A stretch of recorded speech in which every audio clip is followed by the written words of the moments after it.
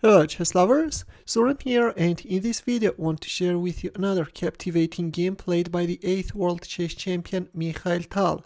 His opponent is German chess grandmaster Robert Huebner, and the game was played in 1973 at Leningrad Interzonal.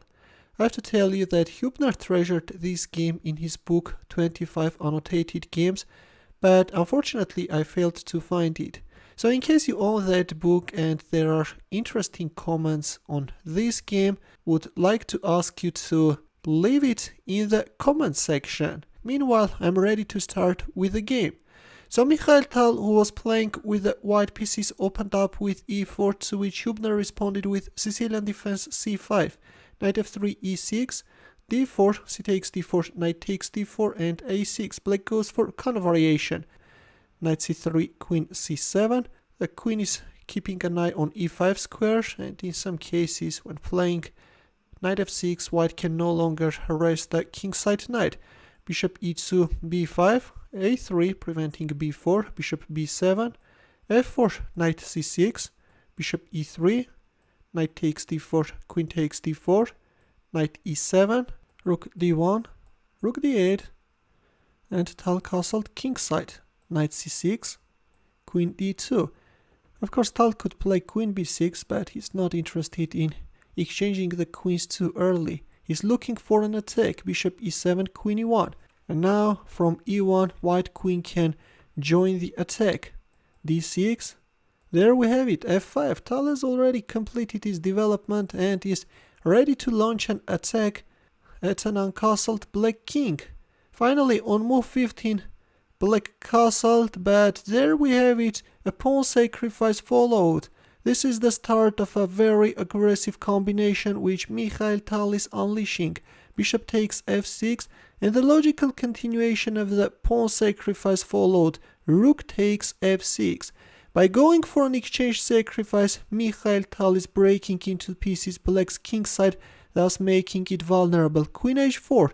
Hitting on f6, Black protected it, and here comes the rook, rook d3. Well, in here Tal could choose a safer continuation and win back the exchange, but this is not in Tal's style, you know. Yeah, after bishop h6, the threat is queen g4 check, followed by queen g7 checkmate. That's why Black should make a move with his king.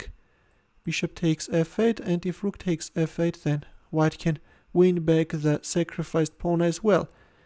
And now if Black accepts the rook sacrifice, then white can give a perpetual check. But as I've already mentioned, this is not a game in Mikhail Tal's style, and he proceeded with rook d3. So right now the threat is bishop d4, and then rook g3 check, rook h3. Yeah, this is going to be very dangerous. That's why Black played f5. All the time Black is looking for simplifications, is offering the exchange of queens, but Tal is not interested. Bishop g5, forcing f6. Otherwise, if white can put his bishop on f6, then the game will end in a few more moves. That's why Black played f6, bishop h6, not only attacking the rook, but also the white rook wants to join the attack. F takes e4, and there we have it, rook g3 check, king h8, bishop g7 check, and it turns out that at this point sacrificing the queen is forced. Yeah, otherwise Black can lose very quickly. By going for this line, Black voluntarily chose a queen sacrifice, which is allowing him to neutralize white's attack. Otherwise, now if you make a move like king g8, then bishop takes f6 check will follow, and then bishop h5 checkmate. A brutal checkmate, right? That's why after bishop g7 check, we have queen takes g7, rook takes g7, king takes g7, and knight takes e4. So if we have a look at the position against the queen, Black has two rooks and a pawn, right? All in all, we have an equal position. Yes, the players have equal chances. Knight e5, we have a very nice outpost for Black knight. Knight g3, Tal is looking an aggressive attacking square for the knight. Queen d4, the threat is knight h5 check, that's why Black played king h8. But anyways, knight h5 followed. Knight e5, blocking the long diagonal. Queen h4, all the time Tal is managing to find a target, right? rook d7, and a terrible blunder by Mikhail Tal, knight takes f6. Yes, this rook d7 was a very cunning move, and it turns out that the pawn on f6 is poisoned, but Tal took it. Tal is winning a poisoned pawn, after which it's black who is launching an attack. At this point it was better to play knight f4. Yeah, there is an equality on the board. But instead, in our game, after rook d7 we have knight takes f6 and rook g7 by Huebner. Suddenly, black rooks are becoming a huge threat for white king. By winning the pawn on f6, white awoke a beast in black rook, and now white is in trouble. Now if bishop f1, then knight f3 check is winning, or if g3, then rook g f7 can follow. And now if you move your knight, then rook f1 check is coming, yeah, and after luring away white bishop, knight f3 check comes, and white is losing his queen. Yeah, the game is over. I guess that was the line which Mikhail Tal missed when capturing on f6.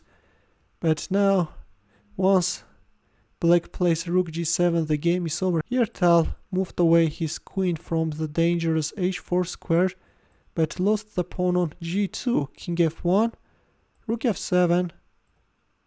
The rook on f8 was hanging, also black is neutralizing the mating threat. Bishop h5, knight g4. Yeah, this is a very powerful move, right? Huebner's defense turned out to be super solid. And after bishop takes g4, rook takes g4, Tal resigned because he's also going to lose this knight. The threat is rook g6, and if you unpin the knight, then anyways rook g6 is coming, and once the knight drops, there is nothing white can do. Victory is just a matter of moves. That's why after rook takes g4, we have a resignation. Yeah, that was a very beautiful attack by Mikhail Tal, but that knight takes f6 turned out to be catastrophic, and very quickly Tal lost the game. But on the other hand, all hail to Huebner for holding this long, and he actually managed to repel Tal's attack very successfully. In the end, a chess puzzle for you where the task is to find mate in 4. It's white to move, and I will wait for your answer in the comment section. Thanks for watching. Here are more suggestions for you. Feel free to check them out as well. I will see you in my next video. Take care.